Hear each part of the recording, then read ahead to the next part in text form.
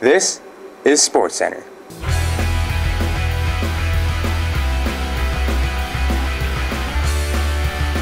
On this edition of SportsCenter, the girls start off their season with the Ramsey County Tournament, followed by a couple of home games against Region 4 opponents. Plus, the boys open up their season with 2 home games of their own. It's all coming up on SportsCenter right now! Hello, and welcome to another edition of SportsCenter. Girls basketball started first this year, and the Bearcats began their season at the Devil's Lake Tournament. In the first round, they faced Dakota Prairie. Despite having one of their leading scorers out due to injury, the Bearcats still had a good game. Madison Borstead aggressively goes around the Knights' defense looking to score for the Bearcats. Caught in traffic, Peyton Halverson decides to kick it out to Taylor Crom for the 3-ball. Brenna Logie is open for the outside shot after Halverson gets the offensive board. Post player Carly Held wants to show she has some range as she pops the shot for 3. Kelly Jo Hushley banks it in to add to the Bearcats' well-balanced scoring. A 3-point shot is open for Borstead because of the Bearcats' well-executed out-of-bounds play.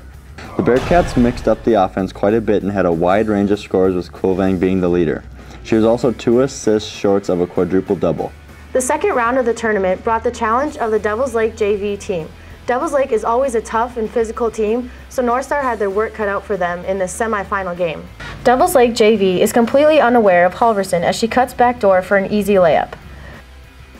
Ball movement from the Bearcats offense creates an open lane for Miller to drive to the basket and score.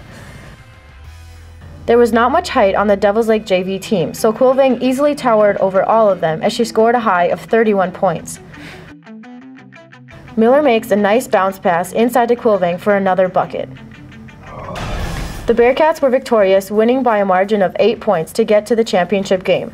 Halverson and Quilvang led the Bearcat offense, together scoring 48 of the Bearcats' 58 points.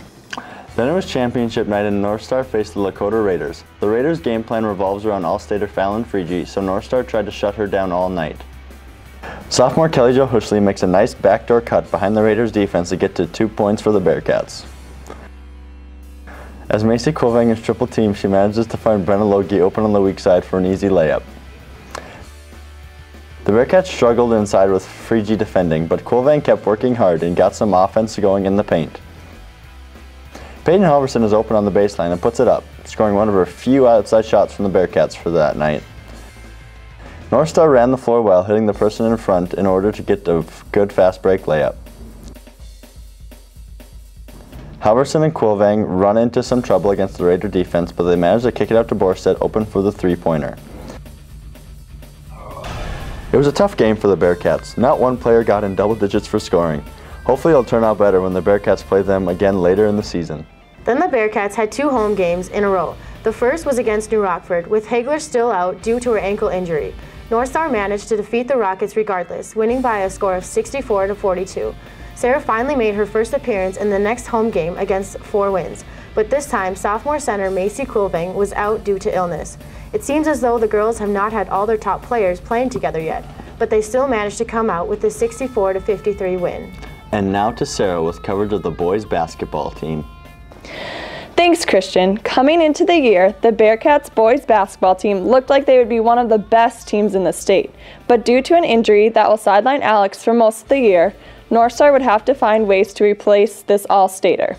The boys started off the year with a game against the Drayton Valley Edinburgh Titans. The Bearcats didn't have one of their best shooting nights, but were still able to come out with an impressive victory. Looking to start his Bearcat debut with a bang, Quentin Sears steps into this 3 and buries it. On a poor shooting night for North Star, Quilvang grabs his own miss and puts it back in. Dunks are a hard thing to come by, and Jaden made it look really hard on this one as he barely puts it home. After the Bearcats had found their rhythm, it looked as if they would be up for good as Komrowski nails this 3. Riley Legacy will be looked at this year to fill the rebounding stats, and he does it well on this play as he gathers and scores. Sears is more known for his 3-point shot, but uses the pump fake to his advantage and gets all the way to the hoop. The majority of the points were scored by 3 players, as Kristin, Jaden, and Quentin were all in double figures. The Bearcats then played their next game on the can-do floor. Despite coming out very cold in the first quarter, the team rebounded nicely after that and cruised to a 74-48 win. Now back to the anchor desk. Thanks, Sarah. That's it for this edition of SportsCenter. Be sure to check in after Christmas break as we plan on doing many more shows than we did in the first semester.